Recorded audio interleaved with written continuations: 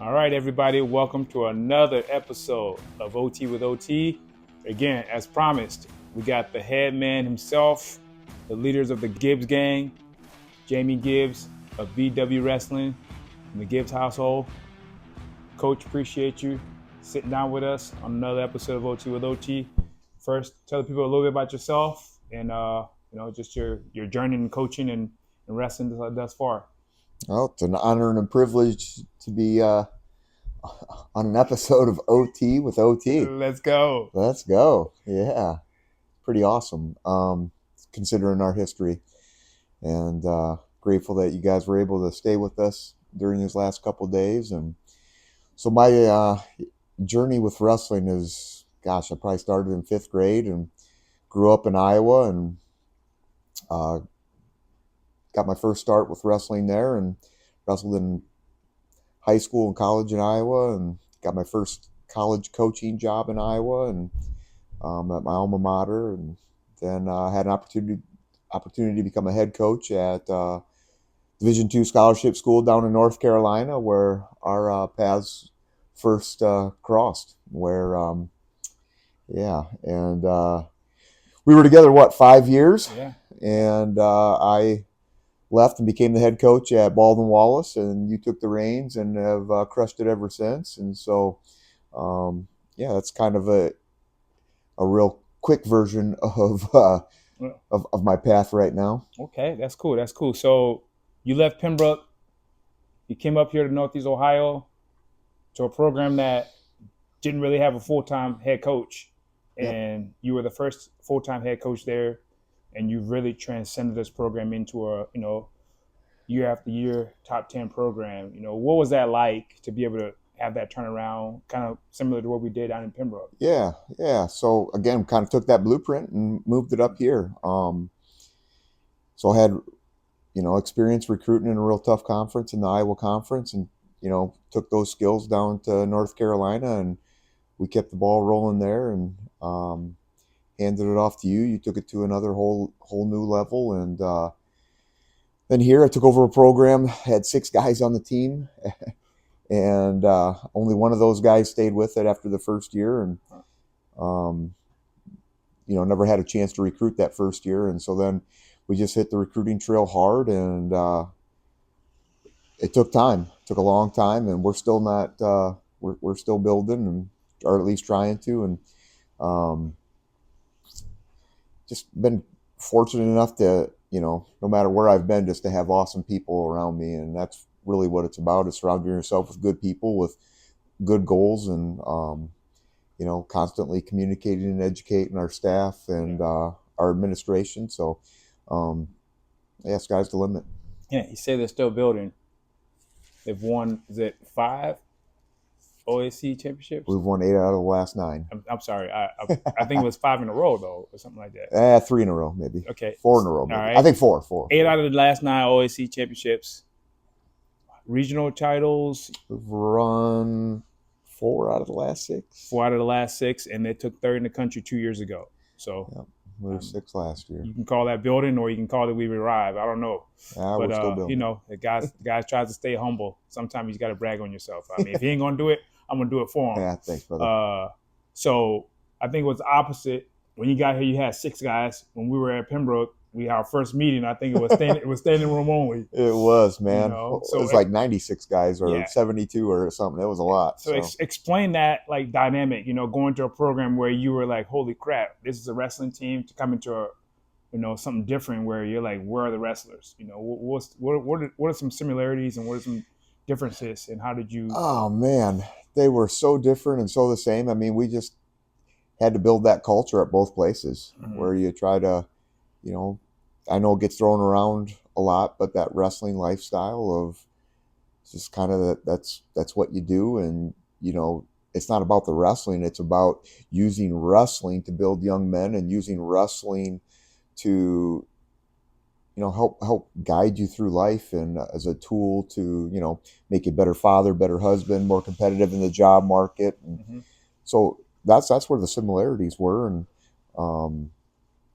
the differences, I mean, Northeast Ohio is a hotbed of wrestling, and as you know, down in North Carolina, there's awesome wrestling, and it's just different in that you're doing a little bit more. You have awesome athletes down there, and you're just teaching, and same here. But I don't know. I didn't answer that very well, but no, you did. I mean, I'm gonna keep it a buck. I'm up here for a reason, right? We're trying to get some of this fire they got going on up here, and obviously these guys. I mean, you guys don't see Caden's episode. He's been wrestling since literally he came out the womb, and his older brother Bodie just won the MIT. As a true freshman in high school. So so these guys have a little bit more wrestling, under their belt at an earlier age. So yeah, and the thing is neither one of those guys did a really high level of competition early on. They were just, like you said, around it, and it was, again, a way of life or a lifestyle. They were just around it, and then it just took off. Yeah, they started falling in love with it, and and I got a sneak peek of Caden's episode early, and he talks about experiences and meeting people and friendships, and as you know, you got 2 daughters. Mm-hmm. And there is not a better place to raise kids than with a wrestling team. Yeah. They're just not. They got 30-some mentors that are, it's just awesome. Yeah. I mean, Bo had a good day, and I bet I must have got 20 different texts from former alums and current wrestlers that were so happy for him, and parents that are on the team now and following them, and so that's cool. That's what it's about, man. Yeah, it's one. I'm grateful to be in the gym watching him win his first high school tournament. I mean, that was electrifying. Coming back, being down it was like 4-1 or something like that. Yeah, 3-0 and then 4-1. Yeah, or something clawing like that. back at it and just keep. Again, just like in life, it's not when you're down; it's how you do what you do to get back up. So. You're in a unique position. Obviously you run a college program. You have 2 boys that are in the sport, and it's been pretty cool watching their development and watching you kind of just be there, but not overwhelm them. Not force it on them. How has that been as a college coach that's run one of the best D3 programs in the country to just let them do their thing without. We're still trying to figure that out. So. Yeah, that's the tough part. It does have to be their journey, and it's. I'm so proud of those 2, and again, not because of their wrestling, but the decisions that they make and the people they surround themselves and the coaches that they have in their lives, and I've been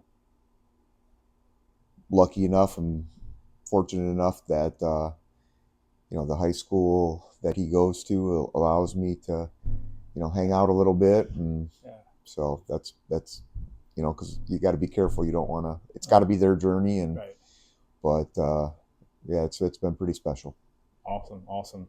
So, with that said, he's tasted it. You kind of were there, and we were like barking at the officials, trying to get what we felt like he earned in the stall calls, and just he was down in the finals match, and he didn't panic. Where do you think he got that kind of poise from Bodie? That is, to not just like give up on the match, even though I think it was like 12 seconds left in the third period, and he's down. Yeah. To just keep clawing away at it. Obviously he's been around a lot of high level wrestlers. He's seen national champions, his own eyes, and I guess my question is, where's that? Yeah, Bo's a competitor.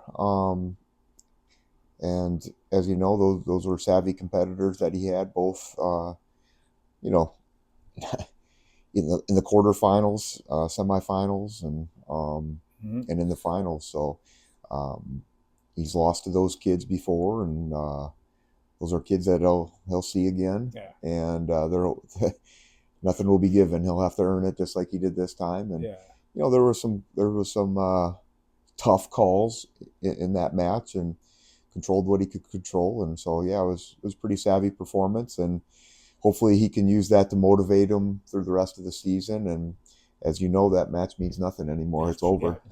So you guys are looking for some things to come together here again to try to capture another OSC championship. Yep. What are some things that you feel like, without giving away too much trade secrets, Sure. that you guys need to clean up or, get right health wise, all that to, put yourself back in a position to be, competing for a conference, regionals, and national tournament trophy? Yeah, I think the same message to my guys is with Bo is like, okay, here's where you're at now. How much better can you get in the next 3 months? And there's a time where, as you know, the wrestling season, you have peaks, you have valleys, you got highs and you lows, and you guys got to continue to work through them and not let your highs get you too high or your lows get you too low. And I think with us, we're just scratching the surface. And just trying to get these guys to continue to believe in themselves, because I think we have a talented group, and continuing to try to put everybody in the best position that they can. Same thing you're doing right now. Same thing that you're doing, and you and I talk on the phone a lot. We're picking each other's brains, and so it's been an awesome relationship that I learned from you, and vice versa. And we're always reaching out to other people. So I think that's the biggest thing, is just getting our guys to really believe how good they are. Yeah. Absolutely. So we're out here. I think this has been like, I don't know how many years in a row we've managed to be able to get the families together. I think the wrestling part is cool. All that is great. But talk to Caden yesterday about relationships. This relationship has been awesome. I'm so grateful that we were able to kick this off back in 2006, and it's 2024, almost 25 now. We've been able to get the families together. First, it was just the four of us, me, you, Ivy, and Jana. Now it's four kids later, the 8 of us, couple dogs. So that's been something that's been. I've been super fortunate to be able to have you as a mentor and just as a friend, and watching your boys grow up. Obviously you guys same vice versa. Just the wrestling world. I mean, I know other sports are great too, but the wrestling world has allowed us that opportunity to be able to kind of grow with each other in our careers. So what have been some of the great memories you've had over the course of your careers with just watching guys grow? Oh man, I mean, my first head coaching job at UNC Pembroke. That's a highlight of my career. It's a place that's extremely special to me, and those relationships and those alums, and obviously, I remember when Mike Williams won his national champ, and you guys are FaceTiming me and Matt side, and that was my first year at BW, and I think we won one match at our qualifier. Yeah. And I'm down in the dumps, and we're watching Mike win his national championship. You guys were FaceTiming me. That was something I'll always remember. You presented me that ring, and Derek Brunson and Willie Hilton and all those Pembroke guys. But man, I learned so much in that time from the late PJ Smith, yourself, and so my Pembroke experience was a huge foundation of where I'm at today. And other highlights are our national champs and our All-Americans, and winning our first OAC championship, and each one is special, man. They're not easy, so you got to continue to celebrate and not take them for granted because they're over. I mean, people are coming for you all the time. So those are just a couple that really, really stick out. So. Yeah, man. I think for me, just being allotted the opportunity, just get mentored, and just you believing in me to feel like I was qualified enough to be do you remember our first meeting? Yes. So so we roll up in the office. I got shorts on that's probably like 3 sizes too big for me. We have the meeting, and after the meeting, before I leave, coach is like, well, if you want to be a coach, you're gonna have to wear different attire. So that was pretty, at the time, unbeknownst to him, we had just drove into town. All of our stuff is packed up in the U-Haul, and that was pretty cool. And and I still to this day, people ask me why I'm always dressed up, in the building. I'm like, I got to dress for the job I want, not the job I have. So I think that really stuck with me. And it's pretty cool to be able to have someone that understands the importance of presenting yourself professionally. Professionalism. So and that you was crush it pretty now. cool. You crush it.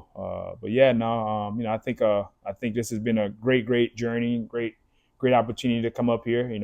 We almost missed our yearly meeting, and because Jamie reached out and said, you guys should come up for the holidays and you can come recruit up at MIT. And I'm like, what the heck is MIT? And then now I know. So it's going to be an annual deal. So obviously we got 3 more years with Bodie there, and then Caden will be right after him. All right. So FYI, for all you D1 guys out there, I was his first in-home visit. All right. UNCP. We were his first in-home visit. So just know that.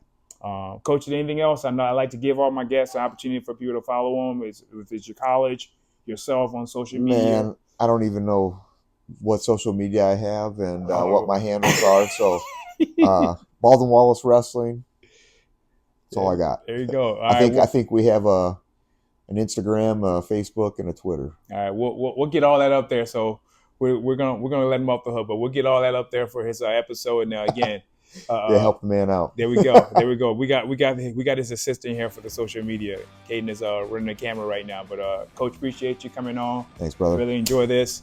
Again, everybody, that's another episode of OT with OT with Coach Gibbs.